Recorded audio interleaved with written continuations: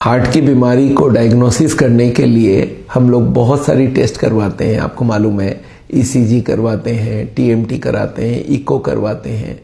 पर ये common test है, पर ये कितनी ब्लॉकेज है ये बता नहीं पाती है। ब्लॉकेज बताने के लिए किया जाता है एंजियोग्राफी, और जो हॉस्पिटल वाले एंजियोग्राफी करना चाहता है वो है आपको एडमिट करके आपके अंदर तार घुसा के फिर एंजियोग्राफी करना चाहते हैं। और वो एंजियोग्राफी अब ज़रूरत नहीं है, क्योंकि इससे बहुत बढ़िया टेस्ट आ गई है जिसका नाम है सीटी एंजियोग्राफी।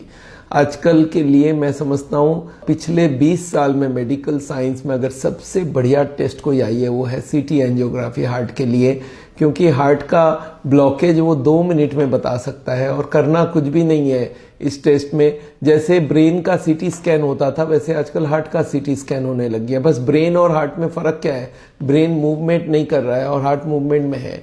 तो ब्रेन का मूवमेंट नहीं करने की वजह से जो सीटी स्कैन होता है वो मशीन बड़ी स्लो होती है और उसमें कुछ स्लाइसेस लिया जाता है। मान लेते हैं 200 स्लाइसेस लेना है तो 2 मिनट 3 मिनट तक वो स्लाइसेस चलता रहता है या काफ़ी देर तक कर सकते हैं।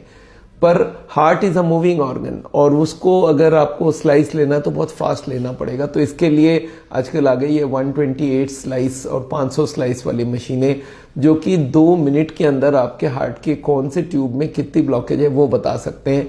तो मैं समझता हूँ इस टेस्ट को बहुत प्रोमोट करना चाहिए। हर कार्डियोलॉजिस्ट को बताना चाहिए भाई आप जाओ, अगर हार्ट का एक ही टेस्ट कराना चाहते हो तो सीटी एंजियोग्राफी कराओ, जिससे आपको ये पता चल जाए कि आपकी ब्लॉकेज है कितनी, कौन से ट्यूब में है, कौन से लोकेशन में, ये सारी पता चल जाता है। मैंने देखा है ये टेस्ट को आम कार्डियोलॉजिस्ट लिख नहीं रहे हैं।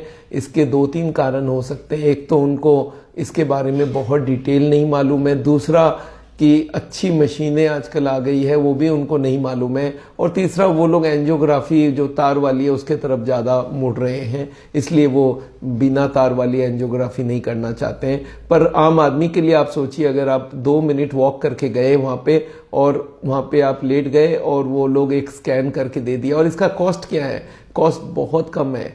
अगर आप देखते हैं एक नॉर्मल एंजियोग्राफी करेंगे 15-20 हज़ार रुपये तक लगता है और सीटी एंजियोग्राफी 6-7-8 हज़ार में हो जाती है। हमने सावल में ये देखा है कि ये हम लोग ने इसको बहुत सस्ता बना दिया है। जो टेस्ट आज 15,000 या 12,000 15,000 की होती है वो हम लोग 7,000 8,000 6,500 तक हर सिटी में अलग अलग रेट्स हैं। पर हमने कोशिश किया है कि इसको कम से कम कॉस्ट में करवा दें। तो आपको अगर आपके हार्ट के अंदर की ब्लॉकेज पता करना चाहे 10% हो, 20 हो, 30, 40, 50, 60, 70, 80, 90 कौन से ट्यूब में, सारा पता चल जाएगा। आप सीटी एंजियोग्राफी कराइए। This is the ultimate test और ये बेस्ट